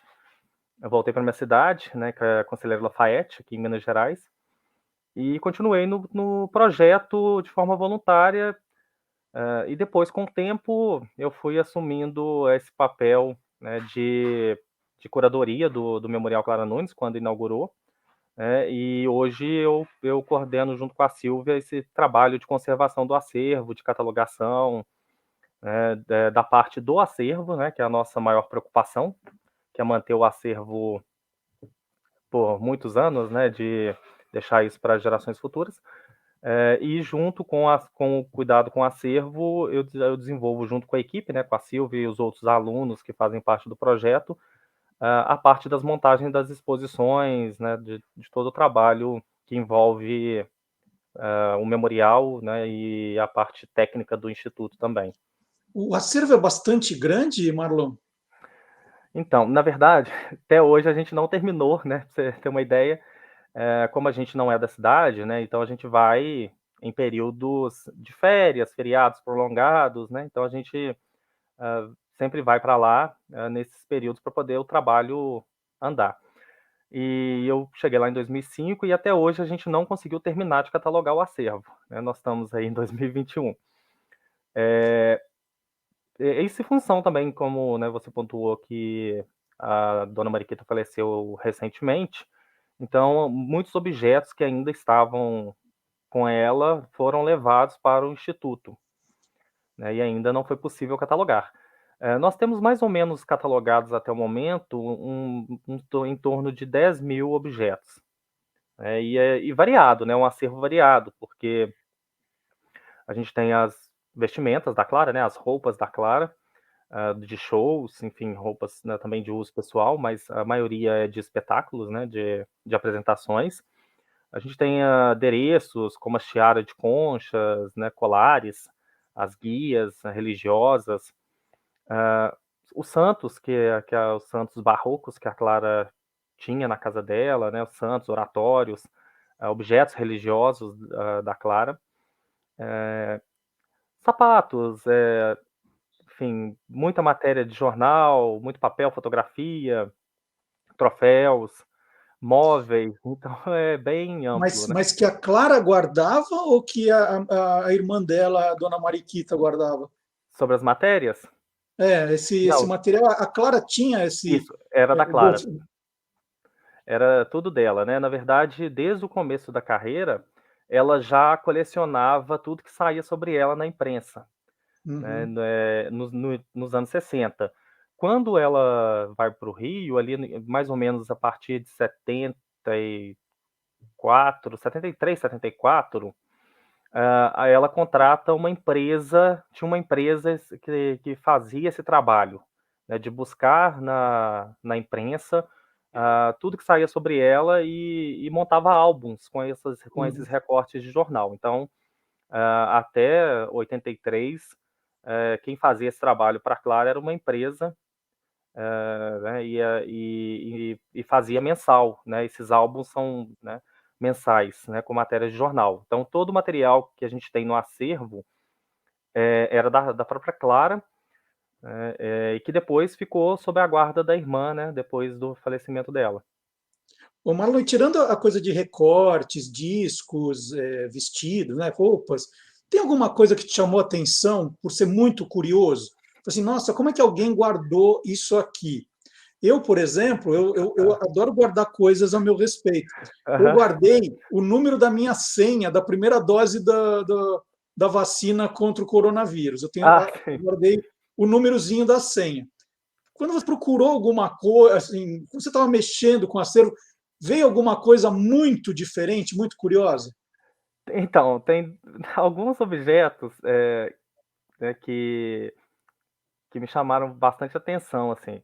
Eh, na época que a Clara estava em coma, ela recebia, a família recebia muita correspondência, de fãs, e enfim, amigos, fãs, e pessoas que não conheciam a família, né, assim, pessoas de diversas partes do Brasil, de diversas denominações religiosas, mandavam sugestões de tratamentos, né, para que ela saísse de coma. Então, pra você ter uma ideia, teve pessoas que mandaram terra do túmulo de Lázaro, né, para que pudesse ser usado para curá-la ali, né, água do Rio Jordão. Então esses objetos, né, a água já secou, mas, né, a garrafa está lá, a correspondência, a terra está lá até hoje, né, então esse me chamou atenção, esses objetos que as pessoas enviavam com o intuito de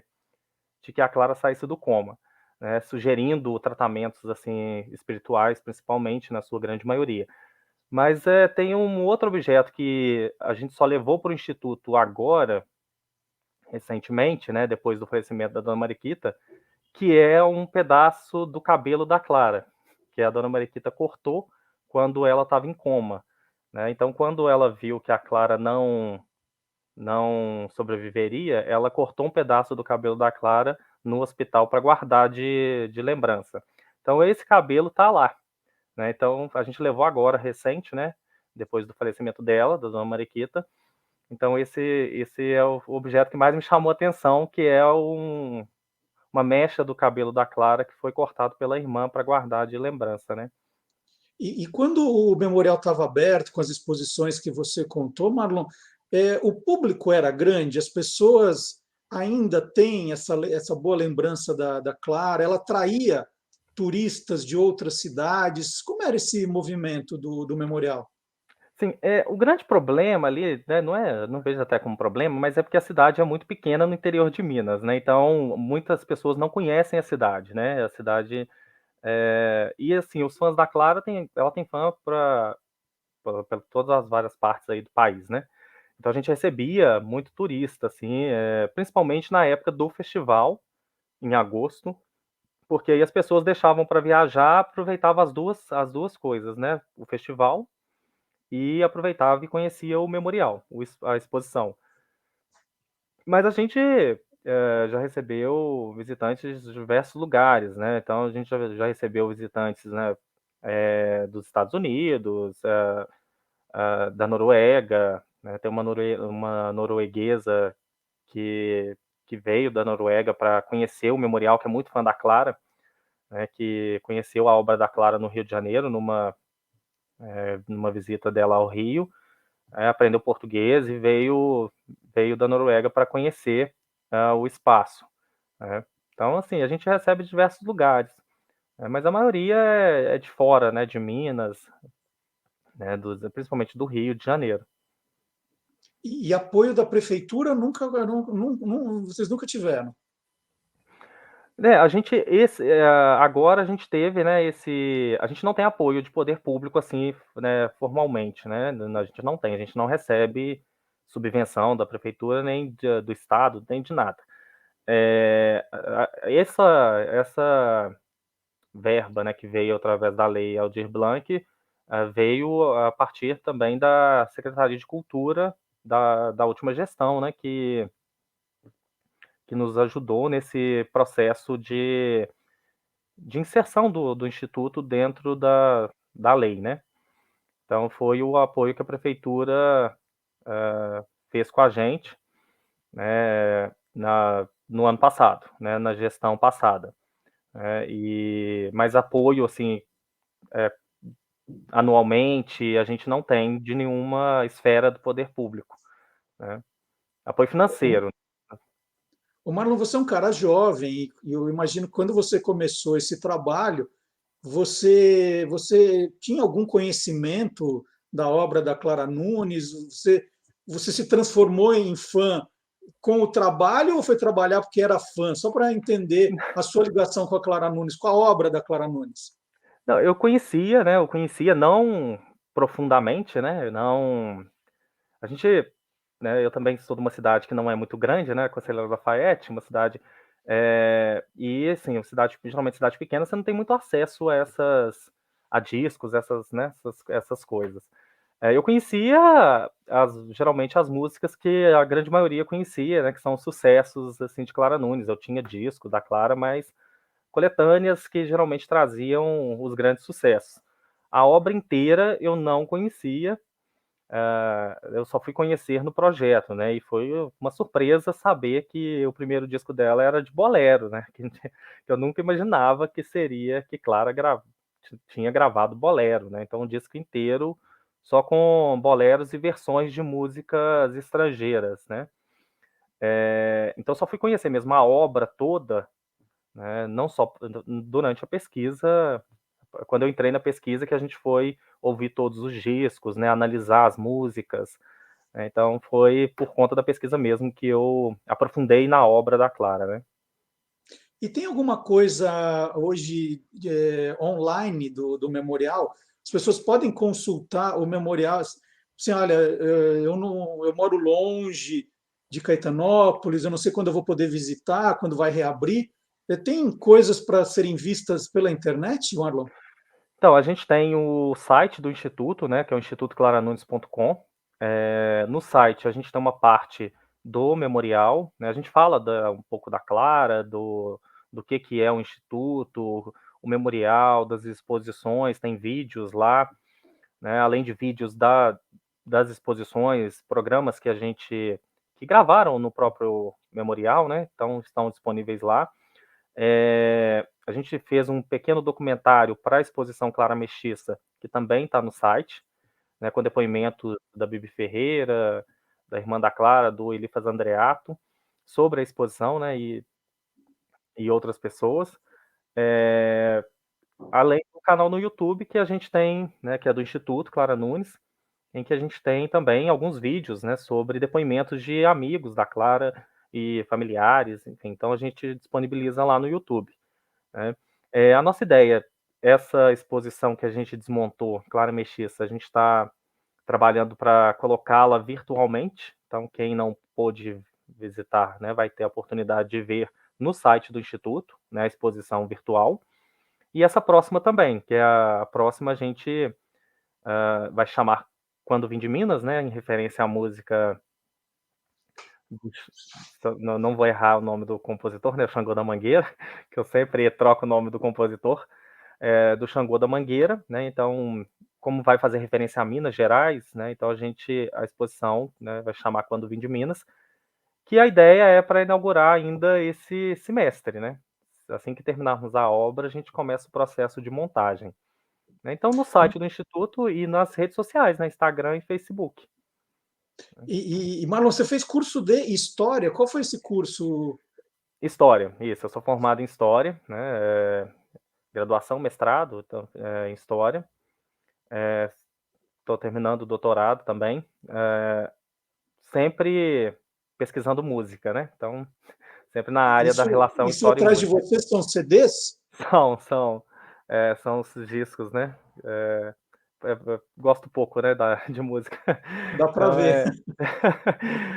eu pesquiso música, né, então a minha pesquisa na graduação, no mestrado, no doutorado, sempre é a relação da história com a música, né, principalmente ali no período da ditadura, enfim, ditadura militar.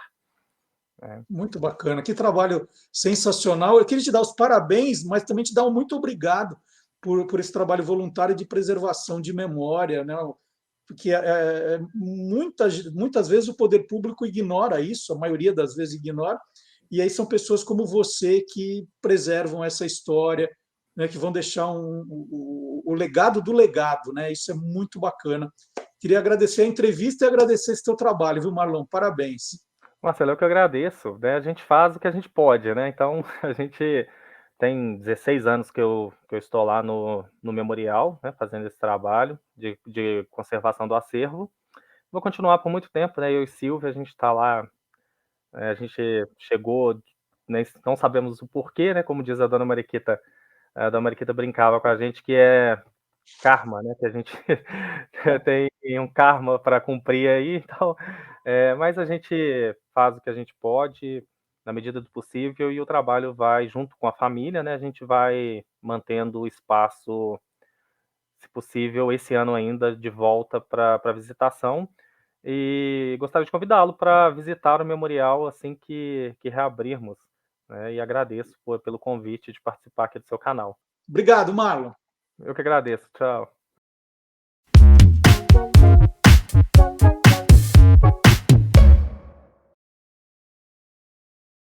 E hoje, aqui no Tô Lendo, eu vou fazer aquela brincadeira que os booktubers fazem, né, dos recebidos. Eu recebi aqui, olha, vários livros da Mônica Martins, eu vou mostrar todos eles. Uma Família para Emília, baseada nos personagens criados por Monteiro Lobato. O Jim que Chapeuzinho Vermelho desencalhou, olha que bacana, são todos os livros. Olha aqui esse máximo aqui, da Sandra Ronca, Dia de Vacina, demais, demais.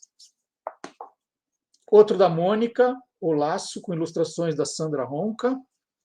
E esse espetacular, A Menina do Narizinho Arrebitado, do Monteiro Lobato. Tem duas versões. Tem essa com as ilustrações antigas, e depois do outro lado com quantos ilustradores aqui, vou mostrar no interior, ilustraram. Então tem a linguagem da época, tem a linguagem atual, tem as ilustrações da época, tem ilustrações atuais. É um livro maravilhoso. E esses livros marcaram a chegada ao mercado da editora MoMA. A editora MoMA é da Mônica Martins, né? MoMA de Mônica Martins, a MoMA. Trabalho muito legal. A Mônica é uma especialista na obra de Monteiro Lobato. Tem vindo outros livros aí, a obra de Monteiro Lobato agora em domínio público, os personagens. E a Mônica começou um trabalho muito bacana. A editora MoMA, dá para dizer que começou com o pé direito. E justamente, aí, momaeditora.com.br, para quem quiser conhecer. Eu me encantei com esse Dia da Vacina. Aqui, ó. Não só o livro, mas o Dia da Vacina também. Isso é importante. Está aqui. Deixa eu mostrar. Todos os livros super bonitos. Um maior cuidado. Quem se interessou, né, pela história da menina do narizinho arrebitado, vale lembrar que há uns 2, 3 meses, nós fizemos uma entrevista no Tô Lendo, no quadro Tô Lendo, com a professora Silza Binotto, isso, para falar justamente do centenário, falar desse livro aqui, né, do centenário da menina do narizinho arrebitado. Foi como começou a obra do Monteiro Lobato para crianças, e então nós contamos muitas curiosidades desse livro aqui, dessa história. Vale a pena depois, se você se interessa pelo tema, entrar para assistir à entrevista. E esse livro aqui é espetacular, espetacular. Tem a cartinha aqui da Mônica também, queria agradecer. Então tá aí. Dá uma olhadinha depois no site da editora. E outro que eu recebi, esse apaixonado também, Corinthians, a mais bela história do futebol mundial, que conta a história do time inglês Corinthians Casuals, da Inglaterra, que veio fazer uma excursão no Brasil, goleou todo mundo, né? Tem os resultados aqui das excursões do Corinthians Casuals. Olha, quando eles chegaram aqui em 1910, né, que é o ano de fundação do Corinthians, eles já chegaram ganhando do Fluminense de 10-1. Depois ganharam de um combinado do Rio de 8-1. De um combinado brasileiro de 5-2. Ganharam da Associação Atlética das Palmeiras por 2-0. Do Paulistano por 5-0. Do SPAC por 8-2. Então, eles encantaram de tal maneira, né, os brasileiros, que os fundadores do Corinthians resolveram homenagear o Corinthian, que o Corinthian, depois Corinthian Casuals. E esse livro é uma delícia, conta toda essa história do time, das cores do uniforme, né, o marrom e rosa. Eu nem falei o nome dos autores, o Chris Watney, que fez um documentário sobre o Corinthians também, e o Tomás Rossolino. E quem fez o projeto gráfico desse livro é um amigo meu, Caco Bressani, que me mandou, com uma dedicatória muito bacana. Está aqui, então, dados os créditos. Eu queria contar uma historinha. Acho que hoje eu tenho tempo de contar uma historinha. Em 2012, fui para Londres cobrir os Jogos Olímpicos e fiquei sabendo que o Corinthians Casuals ia fazer uma partida. Eu não lembro direito, mas acho que era a 8ª divisão do campeonato inglês, alguma coisa assim. Aí peguei o carro, eu fui com alguém, agora não vou lembrar exatamente com quem que eu fui. Nós fomos, foi com o Caio Salles. O Caio Salles foi comigo. Nós fomos para o estádio, era George V. Nós fomos, eram uns 40 minutos do centro, quase uma hora do centro de Londres. Nós chegamos no estádio e eu falei, nossa, eu preciso levar a camisa do Corinthians Casuals eu queria levar para o meu pai, queria comprar para mim, queria levar para o Antônio, queria dar de presente para algumas pessoas. Falei, será que vai ter camisa à venda lá?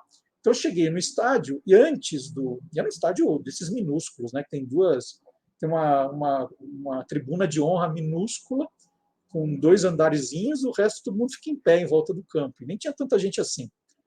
E aí eu falei, bom, será que eu consigo comprar? E tem a sede social depois fora, né? O bar, mas o campo com essa numeradinha assim, bem pequenininha, poucas cadeiras. E aí eu falei, será que eu vou conseguir comprar a camisa? Aí cheguei lá perguntando, o cara falou, tem sim, ó, o roupeiro está ali, é só comprar com ele. E o roupeiro, né, tinha uma mesa, assim, uma caixa cheia de camisas, e assim, quantas? Assim, já era quantas você quer? Ó. Eu trouxe uma. E aí ele me explicou que os corintianos que iam para Londres iam lá comprar a camisa, ele estava acostumadíssimo a comprar. Tanto é que no tempo que eu fiquei ali, não foi muito tempo, mas uns 3 brasileiros corintianos apareceram lá para comprar a camisa. Então eu tenho, e é manga comprida, gente, essa é difícil de usar, é muito quente. Então essa aqui é mais como recordação mesmo. Então tá aqui, ó, camisa. E agora eu tenho o livro para combinar com a camisa. Então, já contei uma historinha do Corinthians Casuals. Eu achando que, nossa, será que tem para vender? E era coisa que já tinha um balcão lá de venda de tantos corintianos que apareciam em Londres para comprar. Então, são as minhas dicas do Tô Lendo de hoje. E mais uma dica só, hein? Uma dica que agora, no dia 24, na terça-feira, nós vamos ter o começo das Paralimpíadas, você escolhe. Nós vamos, assim, depois de tanta emoção em Tóquio com a Olimpíada, agora é o momento em que o Brasil, olha, é dos principais países ali. Nós vamos ter muitas medalhas, o que a gente espera. Então, se você quiser conhecer a história das Paralimpíadas ou das Paralimpíadas, tanto faz, você pode consultar o site do Guia dos Curiosos. Nós temos uma reportagem aí que conta toda essa história. Quem começou, quando virou uma competição mundial de verdade. Então, fica o convite para acessar guiadoscuriosos.com.br e já chegar bem informado para a competição que começa na terça-feira. E agora nós vamos chamar o Silvio Alexandre. Silvio Alexandre trazendo sempre aqui curiosidades do universo fantástico.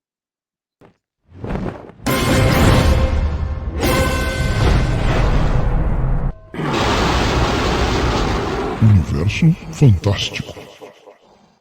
O romance Duna, do escritor americano Frank Herbert, lançado em agosto de 1965, na verdade, começou a ser publicada em 3 edições da revista Analog, de 1963 e 1964. A obra já foi adaptada, entre outras, em um filme de David Lynch e numa minissérie para a TV. Agora, estamos aguardando a estreia do filme de Denis Villeneuve, que promete ser a versão definitiva de Duna. É bom que se diga que o livro foi recusado por 23 editoras antes de ser publicado por uma gráfica conhecida por publicar manuais de manutenção de automóveis. Hoje é citado como o romance de ficção científica mais vendido da história. No Brasil, está sendo publicado pela editora Aleph. A história se passa num futuro distante. Segue a jornada do jovem Paul Atreides, envolvido em uma batalha entre casas feudais e o controle do planeta Arrakis, única fonte do melange, uma especiaria capaz de prolongar a vida e expandir a consciência. Ela também é vital para as viagens interestelares, já que possibilita aos navegadores a capacidade de traçar rotas seguras no espaço. Herbert revelou que quando colecionava cogumelos, estudou o alucinógeno psilocibina, princípio ativo dos cogumelos mágicos. Assim, em Duna, os esporos traçam a curvatura do espaço. Alguém falou motor de esporos? E Star Trek Discovery? Os cogumelos mágicos também influenciaram a criação do misticismo das Bene Gesserits, a partir da história da curandeira mexicana Maria Sabina e o uso dos cogumelos como elementos sagrados de expansão da consciência e conexão espiritual. Sim, as influências de Herbert foram bem ecléticas, como os escritos de T.E. Lawrence, o famoso oficial britânico que durante a Primeira Guerra Mundial se envolveu na revolta árabe contra o Império Otomano, que inspirou o filme Lawrence da Arábia. Paul Atreides e Lawrence são estrangeiros que mergulham em uma cultura do deserto e ajudam a levar os habitantes locais a derrubar seus opressores. Duna foi um dos primeiros livros de ficção científica a se aprofundar nas questões ambientais, abordando a mudança ecológica e suas consequências. A obra trouxe grandes mudanças para o gênero, ao ocupar-se mais com aspectos humanistas do que tecnológicos, e discutindo temas como imperialismo, fanatismo religioso e meio ambiente. Informou Silvio Alexandre, muito ansioso pela estreia do novo filme de Duna, para o Universo Fantástico do Olá, Curiosos! Eu não paro de ficar olhando aqui o meu Topodídio, e agora eu estava olhando aqui embaixo na caixa, e tem aqui, né? Opa! Sempre o lado contrário. Onde está? Aqui. Contém um Topodídio, prazo de validade indeterminado. Eu ri aqui e falei assim, é verdade, né? A paixão que a gente às vezes tem por uma coisinha que marcou a infância é uma paixão indeterminada. Então está aqui o Topodídio que eu ganhei da Silvana Barroso. Muito obrigado. Prazo de validade indeterminado. Adorei essa história. E eu vou falar aqui de uma mensagem que eu recebi essa semana, e foi justamente no post que eu publiquei sobre o Topodídio, no meu perfil, né, o MD Curioso, no meu perfil no Instagram. Tem o do Guia dos Curiosos e tem o meu, MD Curioso.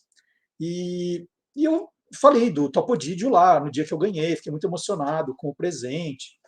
E aí eu recebi uma mensagem super bacana do André Wereb, W-E-R-E-B. O André Wereb escreveu que era muito fã do programa na rádio, que ele continuava acompanhando aqui, mas não com a mesma assiduidade, porque ele viajava muito. Ele falou assim, eu gosto muito de ir para a praia, eu ouvia na estrada, no caminho.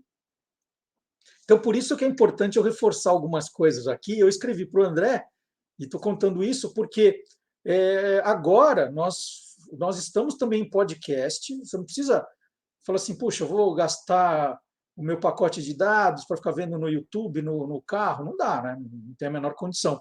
Mas nós temos no podcast, nós estamos no Deezer, no Spotify, no SoundCloud.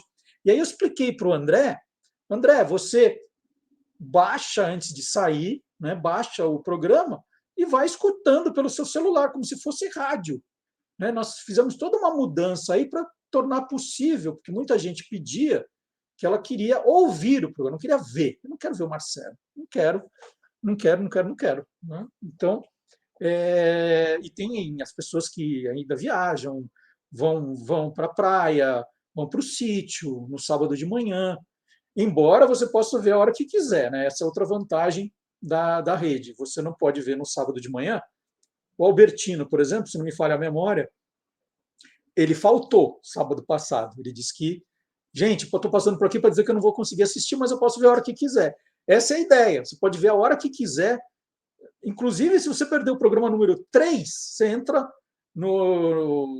nas playlists aqui do canal do YouTube, se você estiver no YouTube, e vai lá e assiste o 3. Se você quiser ver, não, eu só quero ver o quadro do Universo Fantástico no programa 8. Está lá separadinho também. Então, são as vantagens. A gente tem o programa inteiro e tem os quadros separados. Então, André, eu escrevi para você lá no Instagram e estou dando um recado aqui, caso você esteja nos vendo hoje. Baixe o programa, pode escolher o Deezer, o SoundCloud, o Spotify, já baixa ele, para você não gastar dados. Antes de sair de casa, você já baixa e vai ouvindo no caminho, como você fazia sempre. Combinado? E estou falando de podcast aqui também para chamar o nosso especialista em podcast. Afinal, ele vem aqui para dar dicas, né? O que vale a pena a gente ouvir. E olha, é uma dica melhor que a outra. Ele entende de podcast, hein, gente? Entende. Professor Marcelo Abud, criador do blog Peças Raras, estudioso de rádio e agora, né, da nova tecnologia, que é rádio versão 4.0, que é o podcast. É um programa de rádio, vamos combinar. E ele vai mostrar para a gente o que é mais curioso na podosfera. Vamos ver?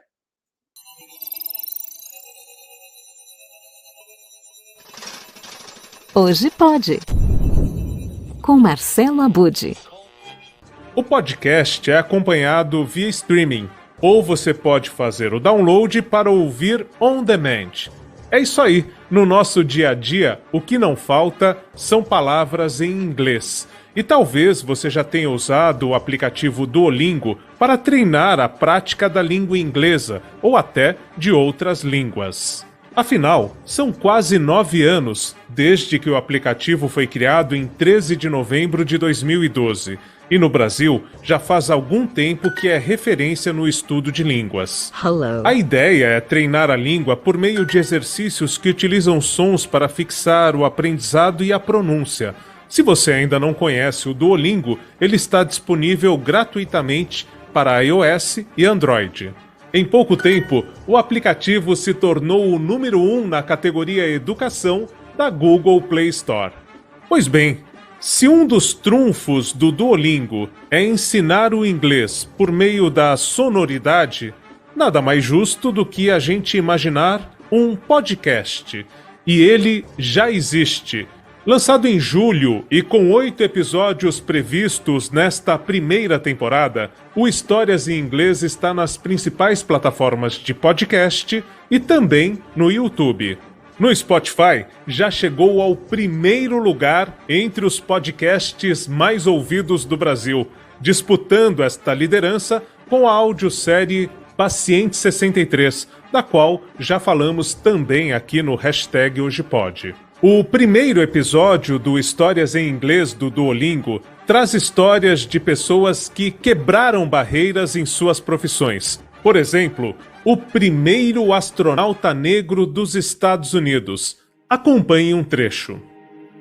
Em 1961, Ed Dwight foi convidado para se inscrever num programa de treinamento da NASA, a Agência Espacial Norte-Americana. Ele soube imediatamente o que aquilo significava, pois não havia nos Estados Unidos nenhum astronauta negro. If I got into that program, I could become the world's first black astronaut. Mas os chefes de Ed disseram para ele não se candidatar. Afinal, ele já era piloto das Forças Armadas e poderia chegar ao posto de oficial e daqueles de alta patente. A opinião dos supervisores era de que entrar para a NASA seria ruim para a carreira de Ed. Mas ele decidiu se inscrever mesmo assim. I sent my application, although I didn't think I would get into the program. But a few days later, I got a letter that said I was accepted. Soon, there was a story about me in the newspaper. And in Kansas City, the place where I'm from, they had a huge celebration for me. I was going to be the first black man in space. Apesar de oferecer dezenas de línguas, mais de 60% dos 30 milhões de brasileiros que utilizam o Duolingo fazem isso para aprimorar o inglês. Os episódios do Histórias em Inglês trazem narrativas reais que fazem parte do dia a dia de todos nós. O segundo fala de amor moderno, o terceiro de amigos de quatro patas. Já o quarto episódio aborda empreendedores improváveis e o quinto, viagens de carro. A apresentação do podcast do Duolingo é da atriz, locutora e jornalista Helena Fruet. Welcome! Bem-vindas e bem-vindos ao podcast Histórias em Inglês com Duolingo. Eu sou Helena Fruet. Em cada episódio, você vai poder praticar inglês no seu ritmo, ouvindo histórias reais e emocionantes. Os personagens falam um inglês simples e fácil de entender, perfeito para quem está aprendendo. Eu vou te acompanhar em cada episódio para ter certeza que você está entendendo tudo. Gostou? Aprender inglês com o Duolingo é realmente divertido. E agora, com os podcasts, ficou mais interessante para treinar os nossos avanços. Por hoje é isso.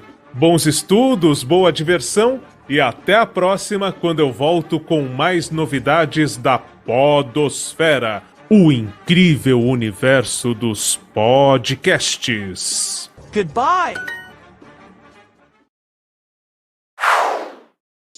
E agora chegou a hora de outro professor. O professor Dionísio da Silva vai explicar várias palavras que estão aí nos noticiários. Vamos lá, professor Dionísio da Silva.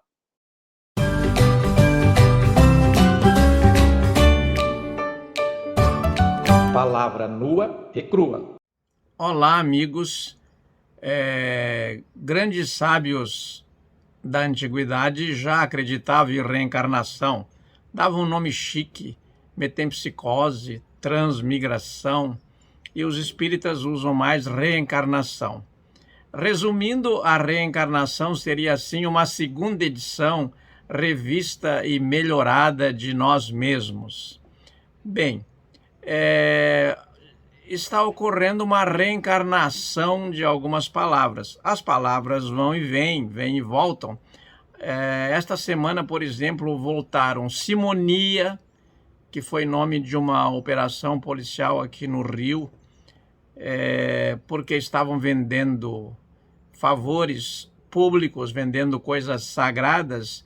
Esta é a origem, porque havia um Simão do século I da nossa era, muito famoso, que quis comprar dos apóstolos o dom de impor as mãos que eles estavam praticando. Voltou também Talibã, do Afeganistão, do persa originalmente, passou pelo árabe, que quer dizer estudante, mas estudante de direito e teologia, que lá se misturam por causa da Sharia, que é a lei islâmica. Olha, tem muita matéria para colunas aí, mas eu queria finalizar com uma nova. Voltou também, impeachment, que eu já li na internet que é empessegamento, porque afinal tem pitch ali no meio e quer dizer pêssego em inglês, jogar um monte de pêssegos, até que não é má ideia. Mas impeachment, que já houve o do Fernando Henrique Cardoso e da Dilma Rousseff, veio do francês, passou pelo inglês e chegou ao português. A origem remota é o latim impedicare, amarrar os pés, para impedir que a pessoa se locomova. No caso, impedir que governe. Muito obrigado e até de repente. E olha, vale lembrar que o livro do professor Dionísio da Silva, De Onde Vêm as Palavras, que é um sucesso, está à venda em todas as livrarias virtuais, no site da Almedina. Se você quiser chegar mais depressa, na descrição dos vídeos, aqui do vídeo do Olá Curiosos, tem o link direto.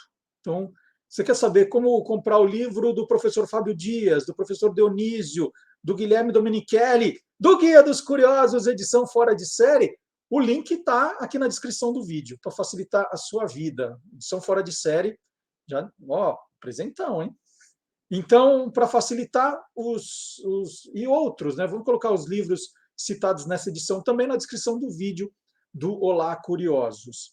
Estamos chegando ao final do programa e nós vamos terminar com música, como sempre. Nós vamos ouvir uma versão com a banda Beck e os Tiozão. Qual a música? It's a Heartache é uma das mais famosas canções da cantora galesa Bonnie Tyler, gravada e lançada em 1977. Ela teria, a música, né, It's a Heartache, teria ainda outras versões também conhecidas, como a do inglês Rod Stewart, que também fez muito sucesso. Então, terminando o programa de hoje e pedindo, não esqueça, antes de ir embora, de deixar o seu like, né, o seu joinha no programa, deixar o seu comentário. Se não tiver inscrito ainda, nós estamos chegando perto de 5.000 inscritos, então aproveita, compartilhem, isso vale para todas as redes sociais, senão o canal não cresce, ele some, ele desaparece. É importante, tem gente que não leva a sério, mas é muito importante, né? O joinha, o comentário, não só no chat, gente, no comentário aqui embaixo também, dizendo o que você gostou, o que não gostou, o que você gostaria de ver, né? Do que você está com saudade, de outros temas, né? Coloca tudo aqui nos comentários que eu vou ler com certeza, tá? É importante, não vai embora sem o seu joinha, hein? Tá? Então vamos terminar com música It's a Heartache, sucesso da Bonnie Tyler na versão de Beck e os Tiozão. Até o sábado que vem. Tchau, gente! Playback.